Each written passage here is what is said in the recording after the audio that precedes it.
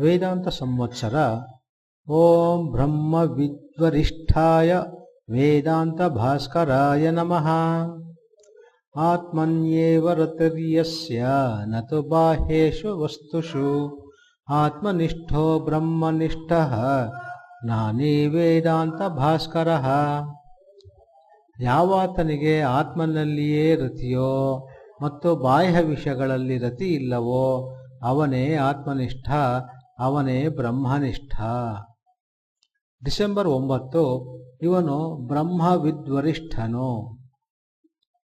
ಆತ್ಮಕ್ರೀಡ ಆತ್ಮರತಿ ಕ್ರಿಯಾವಾನ್ ಏಷ ಬ್ರಹ್ಮವಿದಾಂ ವರಿಷ್ಠಃ. ಮುಂಡಕೋಪನಿಷತ್ 3:1-4. ಆತ್ಮಕ್ರೀಡನೂ ಆತ್ಮರತಿಯೂ ಆತ್ಮಕ್ರಿಯನೂ ಆಗಿರುವ ಈ ಜ್ಞಾನಿಯೇ ಬ್ರಹ್ಮವೇತ್ತರಲ್ಲಿ ಶ್ರೇಷ್ಠನು. ಬ್ರಹ್ಮಜ್ಞಾನಿ ಎಂದರೆ ಯಾರು?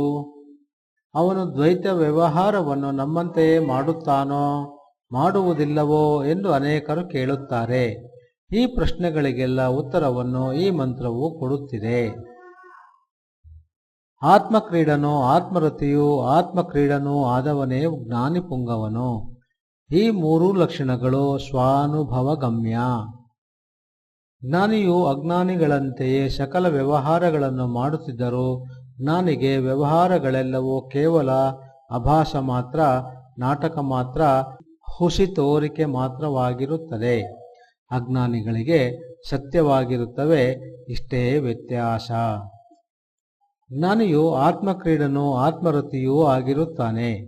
ಜ್ಞಾನಿಗೆ ಅನಾತ್ಮ ವಸ್ತುಗಳಲ್ಲಿ ಆಸಕ್ತಿಯಾಗಲಿ ರತಿಯಾಗಲಿ ಇರಲಾರದು. ಆತ್ಮಾನಂದ ಸ್ವರೂಪನೇ ಆಗಿರುವ ಆತ್ಮಜ್ಞಾನಿಗೆ ಸುಖಾಭಾಸದಲ್ಲಿ ಆಸಕ್ತಿಯೂ ಇದ್ದೀತೆ. ಅಮೃತವನ್ನೇ ಪಾನ ಮಾಡುತ್ತಿರುವವನಿಗೆ ಸಮುದ್ರದ ನೀರನ್ನು ಕುಡಿಯುವ ಚಾಪಲ್ಯವೂ ಉಂಟಾದೀತೆ. ನಿಜವಾಗಿ ನೋಡಿದರೆ ಜ್ಞಾನಿಗೆ ತನಗಿಂತ ಭಿನ್ನವಾಗಿ ದ್ವೈತವು ಇರುವುದೇ ಇಲ್ಲ. ಓಂ ಶಾಂತಿ ಶಾಂತಿ ಶಾಂತಿ.